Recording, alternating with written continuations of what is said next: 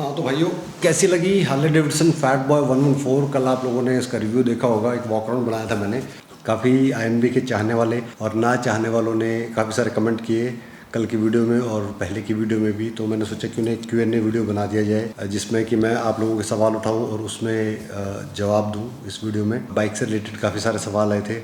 आप लोग भी सवाल पूछ सकते हैं मुझसे कमेंट सेक्शन में, और इंस्टाग्राम पे भी मुझसे सवाल पूछ सकते हैं। इंस्टाग्राम का मेरा हैंडल है IMB_बिश्नोई। मैं आपकी जो आइडेंटिटी है वो डिस्क्लोज नहीं करूँगा अपने Q&A वीडियोज़ में। तो शुरू करते हैं।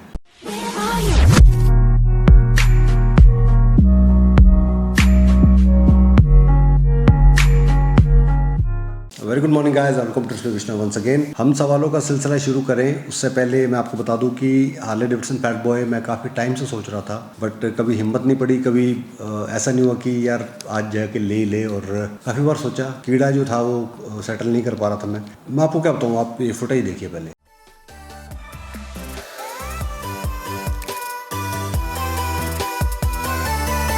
बड़े ही लंबे टाइम से मैं उसको डांट देता हूँ, मैं उसको प्यार से समझाता हूँ। मैं उसे कहता हूँ कि आ जा भाई, बड़े प्यार से समझाता हूँ कि भाई मान जा। बट जो बाइकिंग का कीड़ा है ना, वो मान के नहीं दे रहा। वो ये कह रहा है कि बरबर उड़ जाता है कि नहीं यार बाइकिंग करनी है, बाइक लेनी है। मुझे शुरू से पसंद थी हार्ले डेविडसन फैट बॉय। अभी क्या था, मैं प्लान कर रहा था वो लेने का कि हार्ले डेविडसन फैट बॉय मैं लूँगा, बट दोस्तों ने सजेस्ट किया कि उससे पहले तुम ट्रीट 750 हार्ले डेविडसन ट्राई करो, अच्छी बाइक है, तुम्हें पसंद आएगी। तो मैंने वो चलाना शुरू किया और मैं राइड्स पे जाने लगा। तो बार एक कीड़ा उड़ जाता है कि नहीं यार फैट बॉय लेनी है, बट कोई भी अलाउ नहीं करता। ना पैसे अलाउ करते हैं, ना घर वाले अलाउ करते हैं, ना ही टाइम अलाउ करता है। हाँ तो दोस्तों, इस तरह की महंगी बाइक्स लेना, सुपर स्पोर्ट्स बाइक टाइप चीज़ें लेना, जैसे कोई हायाबुसा ले रहा है, कोई स्ट्रीट ट्रिपल ले रहा है, कोई R1 ले रहा है, कोई H2 ले रहा है, तो इस तरह की बाइक लेना आसान नहीं होता। आपको बहुत सारे डिसीजंस लेने पड़ते हैं, बहुत सारे लोगों की सोच को दरकिरार करना पड़ता है, अपनी फैमिली को भी एक बार उनकी नाराज़गी झेलनी पड़ती है। तो मैं जाता था शोरूम पे, वॉक अराउंड करके आता था, कभी एग्जॉस्ट नोट सुन के आता था, बट कभी हिम्मत नहीं पड़ती थी। तो एक दिन मैं गया हार्ले डेविडसन के शोरूम पे। उन्होंने बोला कि सर ऐसे है, ये बाइक आगे महंगी होने वाली है, BS6 मॉडल जो आएगा, तो ये हमारे पास लास्ट पीस बचा है, आप लेना चाहते हैं तो बताइए, अब आपको अट्रैक्टिव डिस्काउंट देंगे। तो उस वक्त मैं नहीं सोचा था कि मुझे नहीं मतलब था डिस्काउंट देने, बस थोड़ा सा मुझे कोई ट्रिगर वो चाहिए था, चिंगारी चाहिए थी।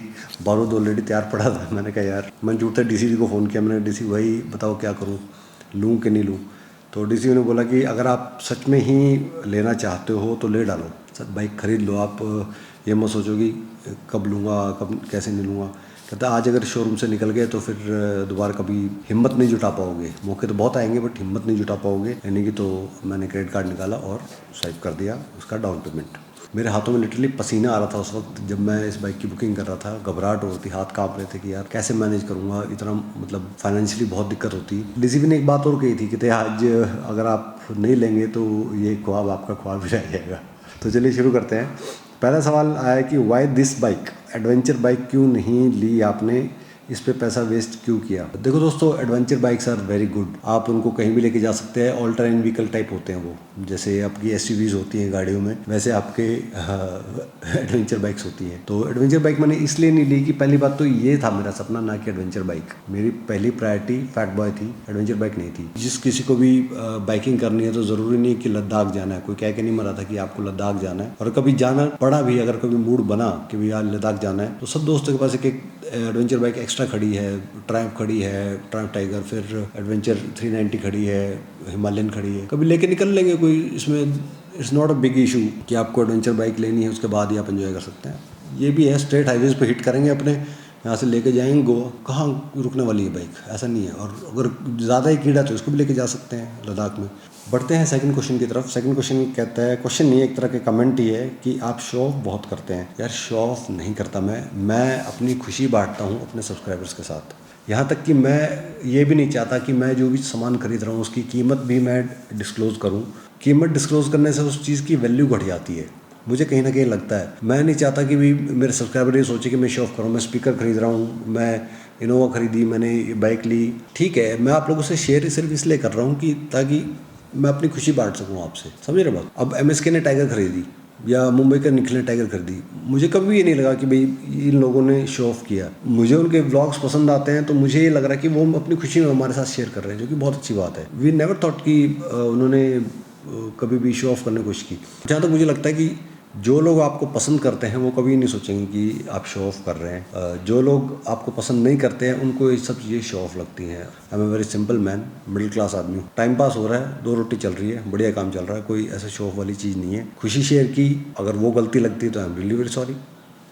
क्या बोल सकता हूँ मैं, कोई जवाब नहीं इस बात का। सो बढ़ते हैं तीसरे सवाल की तरफ। तीसरा सवाल ये कहता है कि इतना खर्चा क्यों, गरीबों की सोचो। बॉस, गरीबों का मैं क्या बताऊँ, मैं क्या सोचूं गरीबों के बारे में। अगर आप ये चाहते हैं कि आप सारा 24 लाख रुपए उठा के गरीब को दे दें तो उससे गरीबी दूर होने वाले नहीं है। जब तक गरीब लोग, जो भी इंसान काम नहीं करेगा, गरीबी दूर होने वाले नहीं है। आप भीख में किसी को कितना भी पैसा दे दोगे, ऐसा गरीबी नहीं दूर होने वाला है। गरीबी अगर दूर होगा तो काम करने से, मेहनत करने से दूर होगा। पैसा बांटने से गरीबी दूर नहीं होता है। मैंने ये बाइक ली लगभग 24 लाख रुपए की। 24 लाख रुपए एक नंबर में दिखाने के लिए, जिस पे कि आपने टैक्स भर रखा है, अगर आपके बैंक में रखना है आपको 24 लाख रुपए, तो कम से कम उसके लिए आपको 35 लाख रुपए कमाना पड़ेगा। बाकी अमाउंट जो 30% है वो चला जाएगा गवर्नमेंट को एज ए टैक्स। तब आपके पास 24 लाख रुपए इकट्ठा होगा। ठीक है, जो बाइक कंपनी से निकल रही है, हार्ले डेविडसन जो यहाँ पे धारूड़ा के पास जो फैक्ट्री है वहाँ से जो निकल रही है, वो प्राइस 13-14 लाख रुपए है उसकी। उसके बाद CGST, SGST और रोड टैक्स, ये टैक्स वो टैक्स करके 7-8 लाख रुपया, 9 लाख रुपया, करीब 9-10 लाख रुपया सिर्फ टैक्स में ही जा रहा है। मतलब 14 लाख रुपए की बाइक को चलाने के लिए मुझे 18 लाख रुपए टैक्स देना पड़ रहा है। वो टैक्स कहाँ जा रहा है? गवर्नमेंट के पास। गवर्नमेंट का पैसा कहाँ जा रहा है? गरीबों के पास। इनडायरेक्टली पैसा पहुंच रहा है। ठीक है, अब अगर गवर्नमेंट ही खा गई है तो फिर आपकी गलती है ना, आपने ऐसी गवर्नमेंट क्यों बनाई? या तो अपने गवर्नमेंट के रूल्स चेंज करवाओ। ऐसा नहीं है कि गरीबों के पास पैसा नहीं पहुंच रहा है। इवन की जो 14 लाख रुपए कंपनी के पास जा रहा है उसमें भी वर्कर लगे हुए हैं। अगर हम जैसे लोग या फिर कोई और लोग इस तरह की चीज़ें नहीं खरीदते हैं तो वो पैसा उन तक नहीं पहुँचेगा। जो उनको एम्प्लॉयमेंट मिल रही है, जो उनके घर की रोटी चल रही है, वो ऐसी वजह से ही चल रही है कि लोग खरीद रहे हैं, लोग सामान खरीद रहे हैं। अगर आप खरीदने बंद कर देंगे तो उन पे कैसे पहुंचेगा? तो गरीबों की किसी न किसी तरह मदद हो रही है, सिर्फ उन गरीबों की जो काम कर रहे हैं। अब जो घर बैठ के खाना चाहता है बॉस, उसका तो कोई इलाज नहीं है। अगर आप ये चाहते हैं कि मैं 24 लाख रुपए उठा के और मैं किसी गरीब को भीख में दूँ, तो वो मैं नहीं करने वाला हूँ, ना ही मैं रिकमेंड करता हूँ। काम करेगा तो पैसा मिलेगा, बिना काम के भीख में देना तो देश को नुकसान करने वाली चीज़ है। तो गरीबों की सोच रहे हैं, ऐसा नहीं कि गरीबों की नहीं सोच रहे। नेक्स्ट सवाल आता है मेंटेनेंस एंड माइलेज। तो अभी देखो दोस्त, मुझे खुद नहीं पता इसका मेंटेनेंस और माइलेज कितना है। अब तो टेम्परेरी नंबर भी नहीं हटा बाइक का। 400 किलोमीटर सारी चली है, एक बार टंकी फुल कराई है, तो लगभग 10-11 का माइलेज होगा, 12 का माइलेज होगा। अभी माइलेज का नहीं पता, और पहली सर्विस हुई नहीं है। हार्ले डेविडसन वाले बताते कि पहली जो इसकी जितनी भी सर्विस है 15 से 20 हज़ार के बीच में पड़ती है। माइलेज और मेंटेनेंस का भी मैं नहीं बता पाऊंगा। 20-25 किलोमीटर चल जाए उसके बाद कुछ कमेंट करेंगे। बढ़ते हैं नेक्स्ट सवाल की तरफ। सवाल क्या कमेंट है भी, Harley Davidson failed in India, therefore it has a huge market of used motorcycles. देखो दोस्त, यूज्ड मोटरसाइकिल्स का जो यूज हो चुकी हैं, जो रीसेल में है, उसका मार्केट ज़्यादा है। ये इस बात को नहीं बताता है कि वो बाइक फेल हुई है कि वो सक्सेसफुल है। स्प्लेंडर मोटरसाइकिल आपने सुनी होगी, मिलियंस और मिलियंस यूनिट बिकी हैं। यूज्ड मोटरसाइकिल मार्केट में सबसे ज़्यादा स्प्लेंडर मिलती है, तो इसका मतलब ये नहीं कि स्प्लेंडर फेल हो गई। तो मुझे नहीं लगता कि अगर आपकी यूज्ड मार्केट में अगर ज़्यादा मोटरसाइकिल्स हैं वही वाली, तो वो फेल हो गई है, ऐसा नहीं है। पैसे वाले लोग लेते हैं इसको, मतलब मैं पैसे वाले लोग लेते हैं इसको, और वो कुछ महीने चला के, या उनसे चलती नहीं है या फिर जो भी है, उसको बेच देते हैं। उनको अपना पैसा निकालना होता है वो निकाल लेते हैं, अगला शौक पूरा करते हैं। मेरे एक दोस्त हैं, वो 3 महीने से ज़्यादा एक बाइक नहीं रखते हैं, नहीं खरीदेंगे, उसका बेच देंगे। उसको 3 महीने 4 महीने चलाएंगे, उसका बेच देंगे। तो ये बात कहीं नहीं प्रूव करती कि अगर यूज मोटरसाइकिल्स की मार्केट बड़ी है तो वो बाइक फेल है। I don't think so. बढ़ते हैं नेक्स्ट सवाल की तरफ। तो अगला कमेंट आया है, you made a wrong decision because it has high maintenance cost. भाई, सपने हमेशा महंगे ही होते हैं। जो अगर आप कोई ड्रीम ले रहे हैं कि मुझे यार वो चीज़ लेनी है, फॉर एग्जांपल मैं यूटेकन कार, किसी का ड्रीम है मुझे एम्बेसडर लेनी है, तो यार हाई मेंटेनेंस कॉस्ट तो है। अगर ड्रीम है तो पूरा करना है, ड्रीम नहीं है तो कोई बात नहीं है, मैं स्प्लेंडर लेके स्प्लेंडर चला लेता। फॉर एग्जाम्पल कोई गरीब आदमी को सोच रहा नहीं यार मुझे स्प्लेंडर लेनी है या फिर मुझे हीरो पोक लेनी है, कोई भी बाइक लेनी है, बट वो उसकी रेंज से बाहर है, बट उसका सपना है कि नहीं लेनी है मुझे वो पूरा करना सपना। क्या प्रॉब्लम है? थोड़ा बहुत बजट सेटल करेगा इंसान। तो I don't think my decision is wrong. मुझे लग रहा है कि मैंने चाह रहा था, मैं इतने सालों से मैंने पूरा किया। मेंटेनेंस कॉस्ट आई है तो क्या हो गया, करेंगे मेंटेन, क्या ऐसे घबराने वाले थोड़ा ना हम भाई साहब। टेंशन नहीं है। टेंशन आदमी को वैसे ख़त्म कर देगा यार। मेंटेनेंस कॉस्ट आई है तो क्या हो गया, मेंटेन करेंगे बस, और जिस दिन नहीं होगा तो नमस्ते बोल देंगे। है कि नहीं। तो अगला सवाल कहता है क्यों पैसे को आग लगा रहा है भाई, अभी तेरी उम्र नहीं है भाई जी। अरे बॉस कब खरीदूंगा फिर मैं। 23 साल का लड़का हायाबुसा चला रहा है, 55 साल का बंदा सीवीओ चला रहा है, मैंने अगर ले लिया तो क्या पाप कर दिया भाई साहब। मतलब उम्र का क्या क्राइटेरिया, मुझे ये चीज़ समझ नहीं आती। अगर आपके पास कैपेसिटी है 23 साल की उम्र में, अब ओयो रूम्स वाला है, वो 17-18 साल 19 साल का लड़का है मेरे ख्याल से, उसका मन कर रहा है तो वो ले सकता है, मर्सिडीज़ का मन तो ले सकता है। उम्र का क्या क्राइटेरिया है इसमें। जब मैं जिस दिन बाइक लेने गया तो वहाँ पर मुझे एक अंकल मिले, ही वॉज आई थिंक 55 और 60। वो अपनी बाइक अपग्रेड करने आए थे। अपग्रेड मतलब कि पुरानी हार्ले फैट बॉय से नई हार्ले फैट बॉय लेने आए थे। तो उम्र का कोई क्राइटेरिया नहीं है कि अभी मेरी उम्र नहीं है तो क्या मैं 55 का होके लूँ क्या, या 60 का होके लूँ, या मतलब 70 का होके लूँ। 70 तक ये सोचता रहूँ कि नहीं यार बाइक लेनी, आधा खून तो वैसे सड़ जाना है मेरा, फिर करूँगा क्या लेके उसका, मैं अचार डालना है मेरे बाइक का। फिर तो मुझे मतलब लॉजिक नहीं समझ आया। एनी हाउ सोच अपनी अपनी। कहता है क्यों पैसे को आग लगा रहा है यार क्या बोलूँ। अगले बंदे का मैसेज आता है यूट्यूब की कमाई ज़ोरदार है लगता है, आज एक कल ऑडी फिर BMW। यार YouTube का जो पैसा है वो इतना है कि मेरा जो कैमरे का जो सॉफ्टवेयर है, जो मैं एडिटिंग सॉफ्टवेयर है, उसका खर्चा निकल रहा है। दूसरा जो मैंने सॉन्ग्स खरीद रखे हैं उसका खर्चा निकलता है। मेरे किसी भी व्हीकल का, मेरे पास 10-12 व्हीकल हैं, 10-12 व्हीकल में किसी एक व्हीकल का पूरे 1 महीने का पेट्रोल नहीं झेल सकता यूट्यूब। मतलब इतनी कमाई भी नहीं आ रही कि 1 महीने का मैं पेट्रोल भरवा लूँ उसमें। मतलब फैट बॉय ले ली यूट्यूब के पैसे से। अच्छा ना भाई साहब, इतना पैसा थोड़ी ना यार, यूट्यूब इतना लाखों थोड़ा ना बरसा रहा है। हाँ बड़े बड़े यूट्यूबर्स को बरसा रहा होगा, मुझे नहीं पता, ये भी मेरा सोचना है। जैसे उस भाई का मेरे लिए सोचना है, वैसे मेरा सोचना है कि उनके पास पता नहीं कितना पैसा आ रहा होगा। ऐसा नहीं है यार, इतना पैसा नहीं आ रहा है, लगता है दूर से ना, दूर के ढोल सुहावने वाली चीज़ है।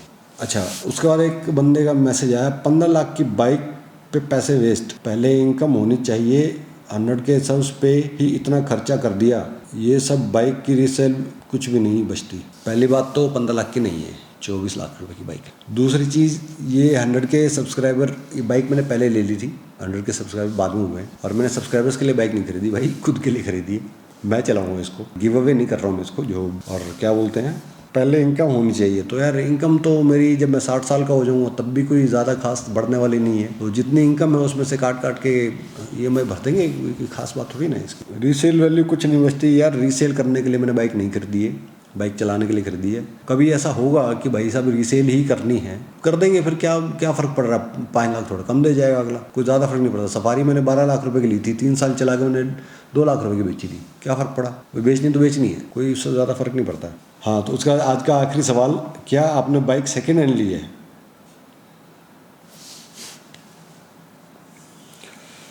ना भाई साहब, डंप यार्ड से लेके आया था। एक दिन भंगार वाले का फ़ोन आया कि भाई साहब ऐसे ऐसे बाइक आई है, कबाड़ में आई है, ले जाओ। मुझे ये हैरानी है, ये पूरा वीडियो देखते क्यों नहीं है। मतलब डिलीवरी है, taking delivery of bike, temporary number का प्लेट लगा हुआ है यार, एटलीस्ट थोड़ा उसका तो लिहाज रखो कि टेम्पररी नंबर का प्लेट लगा हुआ है। पहले तो प्लेट पे एकदम कोरा प्लेट था, उसके बाद में टेम्पररी नंबर भी बाद में चिपकाया है। थोड़ा ऑब्जर्वेशन थोड़ा बढ़ाओ ना यार, बिल्कुल ही। ये क्या सवाल पूछा सेकेंड हैंड ली, मतलब ये बाइक सेकेंड हैंड लग रही है आपको। एनीहाउ, तो आज का जो बोनस क्वेश्चन है वो ये है कि नेक्स्ट कार कौन सी और कब। तो देखो next car boss most probably Endeavour हो सकती है। एंडेवर जस्ट आने वाली थी, अगर बाइक नहीं आती तो एंडेवर आती, और अभी नियर फ्यूचर में एंडेवर का ऐसा मुझे कोई प्लान नहीं लग रहा है।